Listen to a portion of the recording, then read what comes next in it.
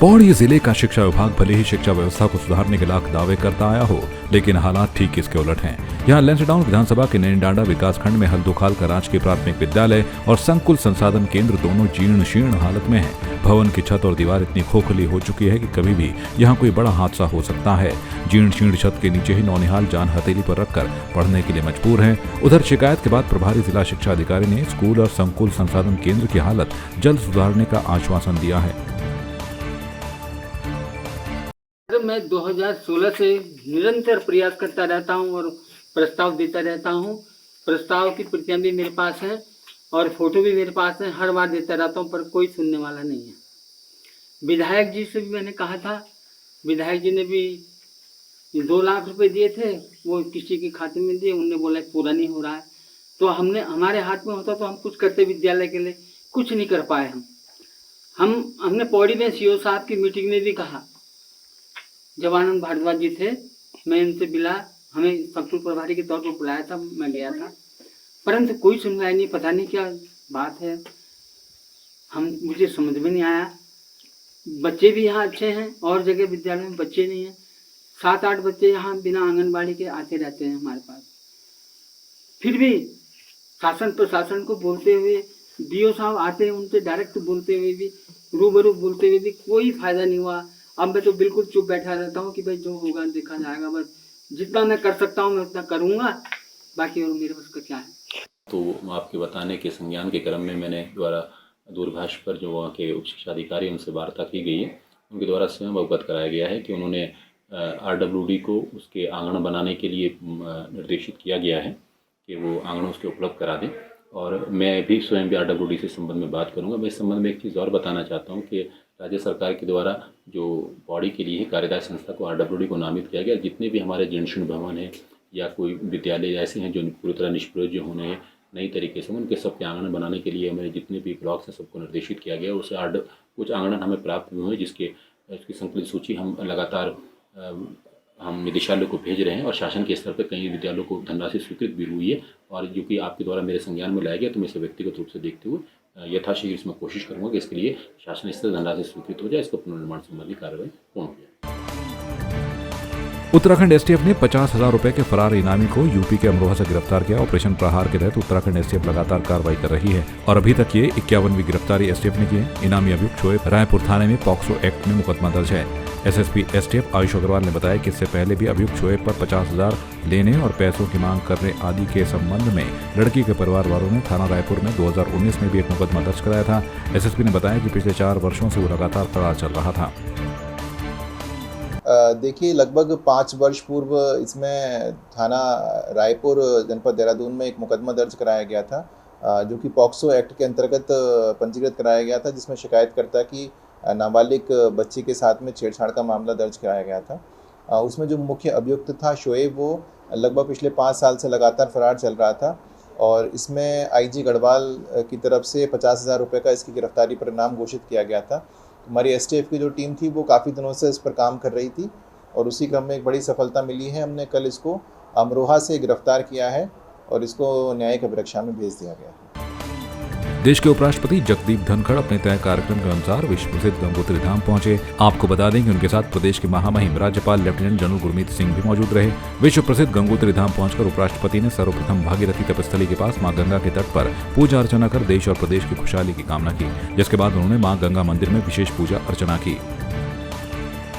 उत्तरकाशी के लिए बड़ा हर्ष का विषय है और सौभाग्य की बात है कि इस समय हमारे जनपद के पवित्र धाम माँ गंगा के पास जो आशीर्वाद लेने आए हैं, माँ गंगा से प्रार्थना करते हैं कि उनकी हर मनोकामनाएं पूर्ण हों और कहीं ना कहीं इससे सकारात्मक माहौल और मैसेज जाता है। आपके जब इतनी ऊंची पद पर बैठे हुए लोग आपके बीच आते हैं और उसी श्रद्धालु रूप से आते हैं, तो कहीं ना कहीं आने वाले टाइम में यात्रा व्यवस्था के लिए भी एक बेहतर शुभ संकेत रहेंगे। देखिए, बहुत ही सौभाग्य का दिन है।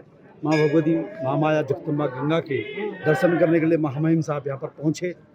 साथ में हमारे राज्यपाल महोदय भी थे और उन्होंने पूजा अर्चना की, माँ भगवती गंगा का दर्शन किया, आचमन किया और हम सभी लोगों ने भारत के उत्थान के लिए माँ गंगा से पूजा की और राज्यपाल महोदय ने भी और महामहिम महोदय ने भी माँ भगवती गंगा के इस दरबार में देश की उन्नति के लिए प्रार्थना की। इन शब्दों के साथ आप सबका बहुत बहुत स्वागत। पुनः आइए दीपावली के बाद तक, और दीपावली के बाद ही 14 तारीख को कपाट बंद होंगे। आप पधारिए और माँ गंगा के जुलूस के साथ चलें। इन शब्दों के साथ आप सबका स्वागत। धन्यवाद। जय गंगा। महामहिम उपराष्ट्रपति जी का माँ गंगा के दर्शन करने के लिए सपरिवार सहित और हमारे प्रदेश के जो राज्यपाल जी हैं महामहिम, वो भी यहाँ पर पहुँचे और बहुत अच्छा लगा उनको। ये जो माँ गंगा का गंगोत्री का जो धाम है बहुत अच्छा लगा, और उन्होंने कहा कि ऐसी सुंदर प्रकृति जहाँ वास्तव में लगता है कि भगवान अवृत माँ गंगा यहाँ पर जो है साक्षात दिखती है, और बहुत बढ़िया लगा। और उन्होंने कहा कि इसका और ज़्यादा हम सब मिलकर इसको और अच्छा करने का पूरा प्रयास करें। विरासत भारतीय और अंतर्राष्ट्रीय लोक और शास्त्रीय नृत्य, संगीत, कला, शिल्प और भारत की व्यापक विरासत का जश्न मनाने वाला वार्षिक सांस्कृतिक महोत्सव है। यह महोत्सव 27 अक्टूबर 2023 से doctor BR Ambedkar stadium, Kolagarh road, Dehradun, Uttarakhand में शुरू हो गया है। एक पखवाड़े तक चलने वाले उत्सव का समापन 10 नवंबर 2023 को होगा। भारतीय परंपरा, संस्कृति और विरासत को बनाए रखते हुए महोत्सव में कारीगर और शिल्पकार इस मंच के माध्यम से अपनी लोक और शास्त्रीय कला का प्रदर्शन करेंगे। कार्यक्रम का मुख्य मंच विरासत विलेज उत्तराखंड की प्रतिष्ठित मंदिर वास्तुकला से प्रेरित है। यह भारतीय संस्कृति की सामंजस्यपूर्ण विविधता और एकता को उजागर करता है। उनको हम प्रॉपर ढंग से अगर सौंपेंगे नहीं तो ये सब कुछ यूथ के लिए आने वाले जो कौशिकी चक्रवर्ती है, संजीव वेंकर हैं, वडालीज हैं, तो सारी जसवीर जस्सी है। इस बार जसवीर जस्सी तो जो पंजाबी फोक है, first time he is coming. इस तरह हंसराज हंसी का जो सूफी करियर है वो विरासत से शुरू हुआ। आज से एक तो टोकनिज्म है। टोकनिज्म जैसे हम शुरुआत ही कर रहे हैं छोलिया से, ठीक है। और आपको पता हो या ना, उत्तराखंड के सबसे जो मूल फॉर्म है और भी जो मोस्ट इम्पोर्टेंट और विजिबल है, पब्लिकली नोन है, जिसको कि हम लोगों ने भी फोर्ड फाउंडेशन की मदद से 1.5 महीना का रिसर्च करके चक्रव्यूह जो एनवायरमेंटल थिएटर है उत्तराखंड का खास, उसको हम लोग दोबारा या तिबारा ला रहे हैं। सेकेंडली, जो यूनेस्को रिकॉग्नाइज्ड इंटेंजिबल हेरिटेज में रम्माण है, जो लाटा और चमोली के दो सुदूर एरिया का जो मुखौटा नृत्य, उसको सही परिप्रेक्ष्य में हम कोशिश ये करेंगे। हमने बात किया डॉक्टर कुशल भंडारी से। गंगोत्री धाम में दर्शन करने के बाद उपराष्ट्रपति जगदीप धनखड़ केदारनाथ धाम पहुंचे, जहां राज्यपाल गुरमीत सिंह, जिलाधिकारी डॉक्टर सौरभ गहरवार, पुलिस अधीक्षक विशाखा अशोक भदाणे सहित तमाम लोगों ने उपराष्ट्रपति का स्वागत किया। राष्ट्रपति ने केदार घाटी की जानकारी ली। कुछ देर सेफ हाउस में रुकने के बाद उन्होंने बाबा केदारनाथ मंदिर में प्रवेश कर रुद्राभिषेक और विशेष पूजा अर्चना कर देश की खुशहाली और जन कल्याण की कामना की। उत्तराखंड के प्रसिद्ध चार धाम यात्रा ने इस बार सारे रिकॉर्ड ध्वस्त कर दिए हैं। इस सीजन में अब तक श्रद्धालुओं का आंकड़ा 50 लाख पार हो गया है। पिछले सीजन में 2022 में आंकड़ा 42 लाख को पार कर गया था, जबकि इस बार चारों धामों में बर्फबारी और बारिश के बावजूद श्रद्धालुओं का उत्साह चरम पर रहा। वहीं बद्रीनाथ केदारनाथ मंदिर समिति के अध्यक्ष अजेंद्र अजय का कहना है कि चारों धामों के कपाट बंद होने में अभी समय शेष है। बावजूद इसके अभी तक 50 लाख से ज्यादा श्रद्धालुओं ने चार धामों के दर्शन किए हैं। वो एक रिकॉर्ड संख्या में पहुंचे हैं और अभी कपाट बंद होने के लिए कुछ दिन शेष हैं। तो हमारा अनुमान है कि इस वर्ष एक नया ही कीर्तिमान स्थापित होगा। और गत वर्ष भी जो श्रद्धालु तीर्थयात्री धामों में पहुंचे थे वो भी अपने आप में एक नया रिकॉर्ड था। और इसके लिए निश्चित रूप से प्रदेश सरकार द्वारा, माननीय मुख्यमंत्री जी द्वारा जो यात्रा व्यवस्थाओं को लेकर के लगातार उनका मार्गदर्शन मिलता रहा, उनके द्वारा मॉनिटरिंग की जाती रही, उसका ये परिणाम है। और श्रद्धालु तीर्थयात्री पर्यटक बड़ी संख्या में निरंतर उत्तराखंड की ओर आ रहे, चार धामों में आ रहे हैं, और ये हमारे लिए भविष्य के लिए भी एक और सुखद संकेत है।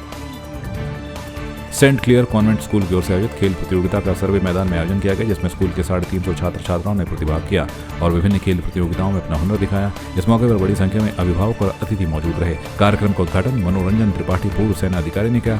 इस मौके पर छात्र छात्राओं ने मैराथन रिले, दौड़, ऊंची कूद और विभिन्न खेल प्रतियोगिताओं में भाग लिया। हमें ये पोस्टरें बहुत अच्छे लग रही है। टीचर्स और बच्चों ने बहुत मेहनत करा है, उसका फल अभी हम देख रहे हैं। आगे भी हम कोशिश करेंगे और अच्छा करने के लिए।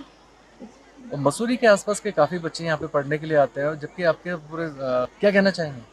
हम तो इसे सारे टीचर लोग और हम मैनेजमेंट पूरा कोशिश कर रहे हैं बच्चों का, हमारे आसपास के बच्चों को कैसे आगे बढ़ने का, इसलिए हम पूरा मेहनत से काम कर रही है, इसके वजह से बच्चे आ रही है।